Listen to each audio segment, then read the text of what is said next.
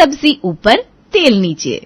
जब तक लड़कियों के लिए पढ़ाई लिखाई, स्कूल कॉलेज का इम्पोर्टेंस नहीं था, तब उनकी जिम्मेदारी सिर्फ इतनी होती थी कि वो घर गृहस्थी के काम जैसे खाना पकाना, साफ सफाई करना, बच्चों का पालन पोषण करना, इन सब कामों में पारंगत हो जाए। जब लड़कियां घर गृहस्थी संभालने में निपुण हो जाती थी तो माता पिता को समझ में आ जाता था कि लड़कियां शादी के लायक हो गई है।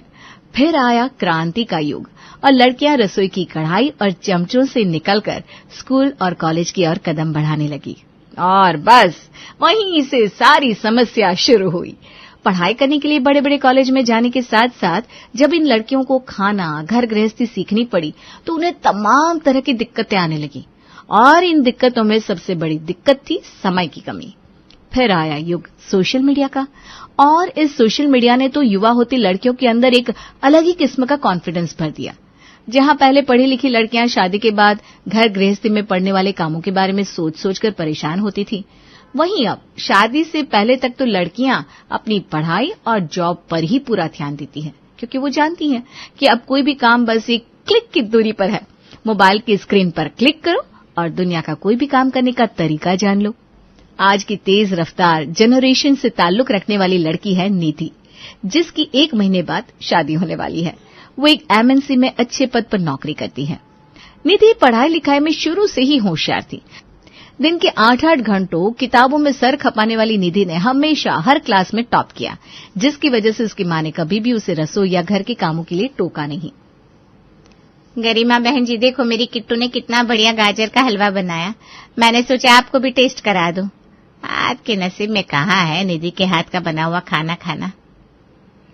आपकी बेटी तो रसोई में पांव तक नहीं रखती। बिल्कुल ठीक कहा आपने। मेरी बेटी रसोई में पांव नहीं रखती, जरूरत ही नहीं है। इतनी होशियार है मेरी बेटी, आज तो क्या उसे कभी भी रसोई में सर खपाने की जरूरत नहीं पड़ेगी। आपको पता है अभी तो कॉलेज खत्म भी नहीं हुआ उसका और अभी से जॉब के ऑफर आने लगे हैं। आप देखना राज करेगी राज, और किसी सफेद घोड़े वाले राजकुमार के दम पर नहीं, अपने दम पर राज करेगी मेरी बेटी। गरिमा की बात सुनकर पड़ोसन मुंह टेढ़ा करके वहां से निकल जाती है। हाँ, देख लेंगे कौन सा राजकुमार ब्याहने आएगा और कौन से रजवाड़े में जाकर राज करेगी इनकी निधि। पता नहीं किस गलतफहमी में जी रहे हैं ये लोग।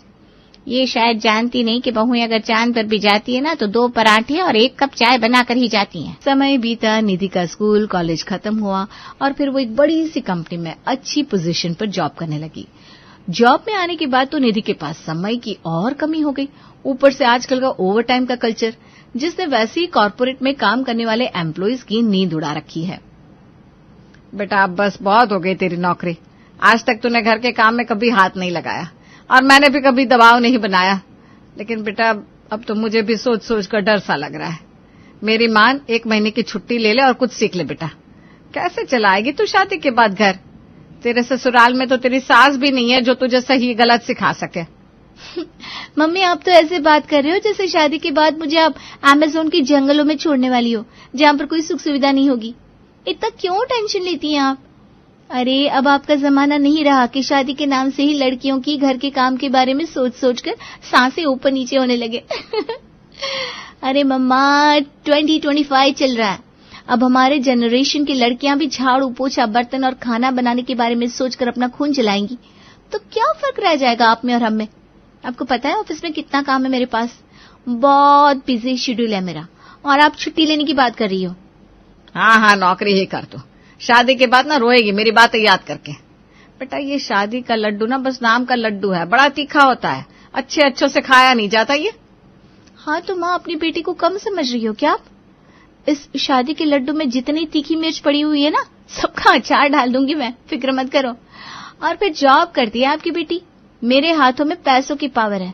जो काम करना मुझे नहीं आएगा उसके लिए कोई नौकर लगा लेंगे, या फिर आजकल तो हर काम के लिए एक मशीन मिल रही है। बर्तन धोने के लिए डिश वॉशर आता है, कपड़े धोने के लिए वॉशिंग मशीन आती है, यहाँ तक कि अब तो घर में झाड़ू पोछा लगाने के लिए रोबोटिक वाला मॉप भी मिलने लगा है, जो घर के कोने कोने में पोछा मार के घर को चमका के रखता है। अच्छा, और ये बच्चे पालने और तवे पर रोटियां डालने के लिए भी कोई रोबोट आता है क्या? बता दे। बेटा लाख रोबोट आ जाए लेकिन घर की बहू ही होती है, और जब घर में बहू आ जाती है ना तो उसके बाद सबको उसके हाथ से किया काम ही पसंद आता है। थोड़ा समय निकाल कर थोड़ा घर का काम सीख ले बेटा। मुझे तो सोच सोच के घबराहट होती है कि पता नहीं कैसे तू शादी के बाद सब मैनेज करेगी। वो टाइम कहाँ है मम्मा मेरे पास? अब बताओ ना, सुबह से लेकर शाम तक तो ऑफिस में रहना पड़ता है, ऑफिस से निकलकर शादी के लिए तैयारी में लगना पड़ता है। अब क्या रात को सोना भी बंद कर दूं? माँ की बातों को निधि पिछले कई सालों से इग्नोर कर रही थी। आज भी माँ की बातों का उसके ऊपर कोई खास असर तो हुआ नहीं था और इस तरह शादी की तैयारियां और काम के प्रेशर के बीच में 1 महीना भी बीत जाता है और निधि शादी के बाद अपने ससुराल पहुंच जाती है।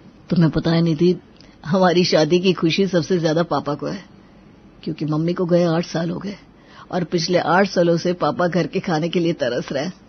ऐसा नहीं है कि पापा को खाना बनाना नहीं आता, पापा और मैं दोनों ही काम चलाने भर का खाना बना लेते हैं, लेकिन पापा कहते हैं कि घर की लक्ष्मी के हाथ में अन्नपूर्णा का वास होता है। जो स्वाद घर की औरतों के हाथों में होता है वो आदमियों के हाथों में कभी आ ही नहीं सकता। पहले माँ थी तो अपने हाथों से बनाकर हमें गरम गरम रोटियां और हमारी पसंद की सब्जियां खिलाया करती थी, लेकिन माँ के जाने के बाद तो जैसे इस घर में कभी वो खुशियां लौट कर आई ही नहीं। अरे नमित, कैसी बातें करते हो तुम? दुनिया कहाँ से कहाँ पहुंच गई और तुम अभी भी औरत को अन्नपूर्णा लक्ष्मी बता रहे हो। ऐसी कोई बात नहीं होती, ये ना स्किल की बात है। खाना बनाना सिर्फ औरतों का काम है, ऐसा कौन सी किताब में लिखा है? तुम मन से बनाओगे तो हो सकता है तुम्हारा खाना मुझसे बेटर बने। बेटा, हर चीज किताबों में तो नहीं लिखी होती, कुछ बातें इंसान अपने अनुभव से सीखता है और हमारा अनुभव ये कहता है कि घर की औरत चाहे बाहर जाकर कितना भी बड़ा पद संभाले, लेकिन घर में आकर अन्नपूर्णा बन के उसे अपने परिवार को भोजन जरूर कराना चाहिए, तभी घर में बरकत आती है। जब तक तुम्हारी सास थी तब तक इस घर का कोना कोना मुस्कुराता था, अब देखो कैसे वीराना हो गया इस घर का हर कोना। कोई बात नहीं, अब तुम आ गई हो, अब ये रसोई की जिम्मेदारी तुम्हारी। लेकिन पापा जी, मैं तो जॉब करती हूँ, इतनी बड़ी जिम्मेदारी आप मेरे पर मत सौंपिए। बेटा, हम समझते हैं कि तुम नौकरी करती हो, इसीलिए घर के बाकी कामों के लिए हमने नौकर रखा हुआ है। जब इस घर में कोई औरत नहीं थी तब भी हमने कभी नौकरों के हाथ का खाना नहीं खाया, फिर अब तो तुम आ गई हो तो अब नौकरों के हाथ का खाना खाने का तो कोई प्रश्न ही नहीं उठता।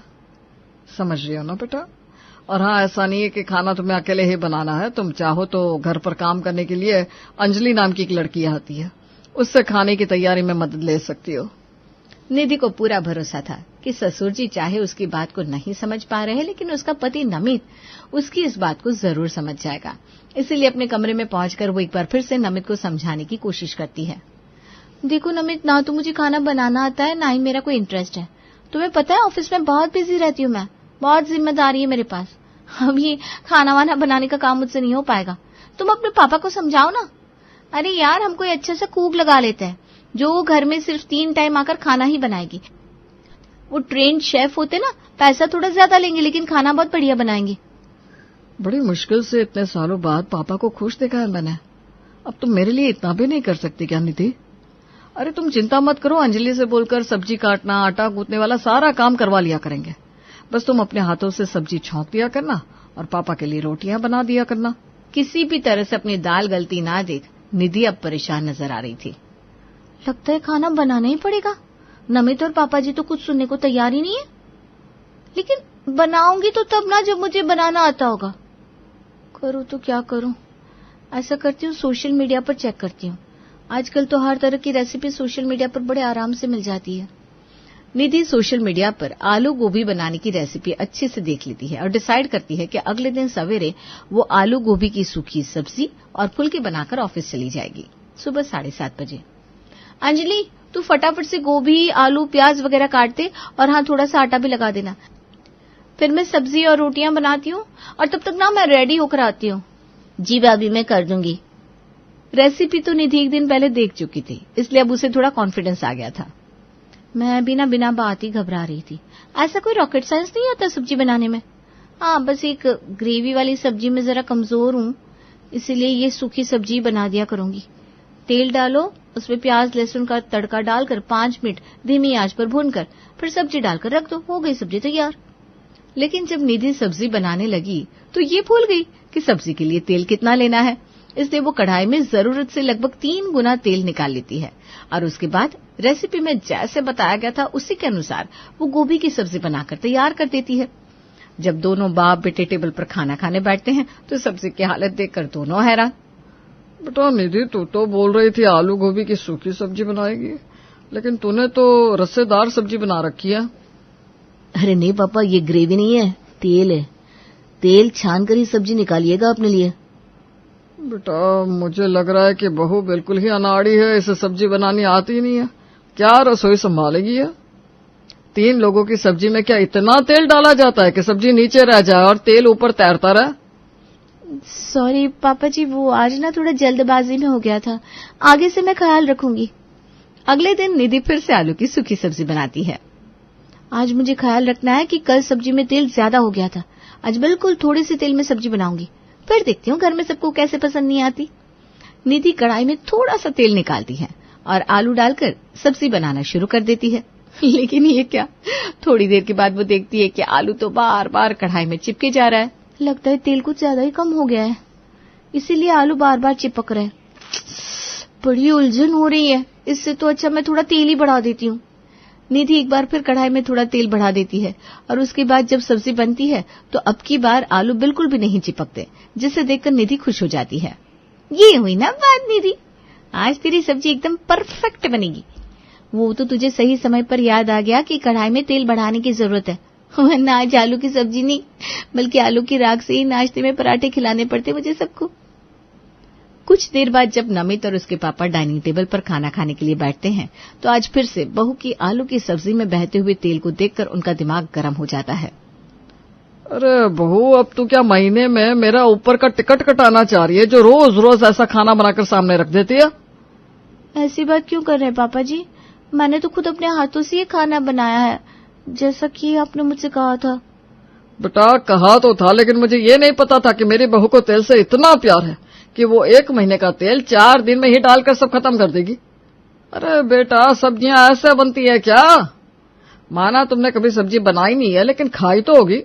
तुम्हारी मम्मी जो खाना बनाती थी, क्या उसमें से तेल ऐसे ही बहता रहता था?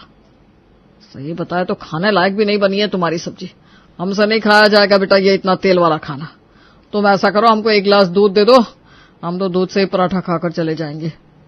अरे पापा जी, आप समझ नहीं रहे, वो जो सब्जी में एक्स्ट्रा तेल होता है ना, यही तो आजकल कुकिंग का नया सीक्रेट है।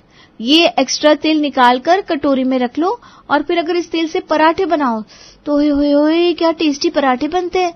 बस इसीलिए मैं भी सब्जी में थोड़ा तेल एक्स्ट्रा डाल देती हूँ, ताकि फिर इस मसाले वाले तेल के जब कुरकुरे कुरकुरे पराठे सेको तो उन्हें खाकर मुंह से वाह वाह निकलने लगे।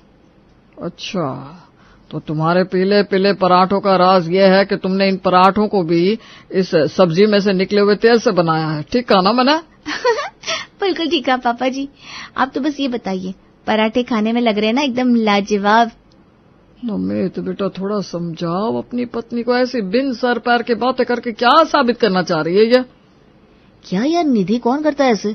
सब्जी में एक्स्ट्रा तेल डालकर फिर बचे हुए तेल के पराठे बनाकर खाए। अरे कहाँ से लाती हो तुम ये अजीबोगरीब नुस्खे? नमित कैसी बात कर रहे हो तुम? मैंने कोई जानबूझकर थोड़ी ना किया है। वो क्या है ना, सूखी सब्जियों में अगर तेल नहीं रहता तो वो चिपकने लगती है, फिर मुझे डर लगने लगता है कहीं ऐसा ना हो सब्जी जलकर खराब हो जाए।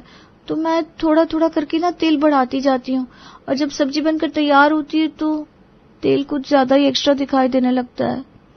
मुझे तो ऐसा लग रहा है कि तुम्हें रसेदार सब्जियां बनाने का कुछ ज्यादा ही शौक है, इसलिए इतना सारा तेल झोंक कर सूखी सब्जियों को भी ग्रेवी वाला बना देती हो। अगर यही बात है कि तुम्हें सूखी सब्जियों में तेल का अंदाजा नहीं लग पा रहा और उनके जलने का डर के कारण तुम तेल बढ़ाती हो, तो ठीक है, आज से तुम ग्रेवी वाली ही सब्जी बनाना। ग्रेवी वाली सब्जी में सब्जियों के चिपकने या जलने का कोई डर ही नहीं रहेगा। उन्हें तो पानी डालकर पकाया जाता है ना, इसलिए कम तेल में भी बड़े आराम से पक जाया करेंगी। कम से कम ये रोज रोज के खाने के टेबल पर पापा को मुंह बनाकर तो नहीं उठना पड़ेगा। तो फिर ठीक है, कल से मैं रसेदार यानी कि ग्रेवी वाली सब्जियां ही बनाऊंगी। निधि नौकरानी से कहकर लौकी की सब्जी कटवा लेती है। सब्जी छौंकने के बाद निधि को समझ में नहीं आ रहा था कि अब सब्जी में ग्रेवी तैयार करने के लिए पानी कितना डाला जाए, इसलिए कंफ्यूज होकर वो पहले 1 गिलास पानी डालकर सीटी लगाने लगती है। थोड़ी देर बाद जब 3-4 सीटी के बाद वो कुकर खोलकर देखती है तो उसे लौकी की सब्जी में ज्यादा ग्रेवी नजर नहीं आ रही थी। लगता है पानी कम रह गया। ग्रेवी वाली सब्जी में ग्रेवी नहीं होगी तो फिर पापा जी मुझे बातें सुनाएंगे। ऐसा करती हूँ, 2 गिलास पानी और डाल देती हूँ, तब जाकर अच्छी सी ग्रेवी तैयार होगी। निधि 2 गिलास पानी और डालकर फिर से कुकर में 2 सीटी लगा देती है। लेकिन इस बार सब्जी की हालत देखकर समझ में नहीं आ रहा था कि उसने खाने के लिए सब्जी बनाई है या फिर तैरने के लिए, क्योंकि सब्जी में अब सिर्फ और सिर्फ पानी पानी पानी नजर आ रहा था। सब्जियां तो पता नहीं घुलकर पानी में कहाँ गायब हो गई थी। क्या यार निधि, पहले तो तुम बड़ा कॉन्फिडेंस दिखा रही थी, तुम सोशल मीडिया देखकर जो डिश मैं कहूंगा वो बनाकर खिला दोगी। अब ये लौकी की सब्जी भी नहीं बन पा रही है तुमसे। क्या बनाया है ये तुमने? और इसे लौकी की सब्जी क्यों कह रही हो? लौकी का सूप ही क्यों घोषित नहीं कर देती? अब मैं क्या करूं अमित, 2 लोगों के लिए जितनी सब्जी का अंदाजा वो लोग बताते हैं उतनी सब्जी में तो हमारे घर में कुछ हो ही नहीं पा रहा। मुझे उसकी लगभग डबल सब्जी बनानी पड़ रही है, तो फिर मैं उसी के अनुसार बाकी चीज भी डबल कर देती हूँ, तो सब्जी अच्छी नहीं बन पाती। मुझे नहीं समझ में आ रहा है क्या हो रहा है। ऐसा करो, कल फिर से ट्राई करना और थोड़ा सा पानी कम डालोगी तो बन जाएगी अच्छी सब्जी। नमित ने कह तो दिया था, लेकिन निधि के खाने बनाने के तरीकों में कोई सुधार नहीं आ पा रहा था। लगभग 5 दिनों तक लगातार बहू के हाथ की वो स्विमिंग पूल जैसी पानी वाली सब्जियां खाने के बाद नमित के पिताजी ने हथियार डाल दिए थे। बेटा, जैसा खाना तुम बना रही हो ना, इससे बुरा तो कोई नौकर भी बेचारा क्या ही बनाएगा। गलती हमारी है जो हमने तुम्हें अन्नपूर्णा का रूप कहा। अच्छी खासी पढ़ी लिखी लड़की हो, चाहो तो क्या ढंग का खाना नहीं बना सकती? लेकिन तुम कोशिश ही नहीं करती। पापा जी, सुबह के समय मुझे इतनी जल्दी होती है कि उस समय मैं ज्यादा कुछ सोच नहीं पाती। बस फटाफट कुकर में सब्जी डालकर 2 गिलास पानी डालने के बाद सीटियां लगा देती हूँ। देख बेटा, मुझसे ये तेरी पानी में डूबी सब्जी तो नहीं खाई जाएगी। उससे अच्छा है तू अपनी वही ज्यादा तेल वाली सब्जियां बना लिया कर। और फिर वैसे भी जब से तूने ये पानी वाली सब्जियां बनानी शुरू करी है ना, हम तेरे बचे तेल के चटपटे पराठे भी तो मिस कर रहे हैं। अब क्या बताऊं बेटा, तेरे हाथ के वो चटपटे तेल वाले पराठे की आदत सी हो गई है। तो वही सूखी सब्जियां बना लिया कर और बचा हुआ तेल निकाल कर उसके पराठे सेक दिया कर, हैं? फिर भी अगर तेल सब्जी में दिख जाएगा तो हम छलनी में छान कर सब्जी खा लेंगे। लेकिन बेटा प्लीज अपनी ये पानी वाली सब्जी खिलाकर टॉर्चर मत कर। ससुर की बात सुनकर निधि खुश हो जाती है और एक बार फिर से नीचे सब्जी ऊपर तेल वाली अपनी रेसिपी शुरू कर देती है।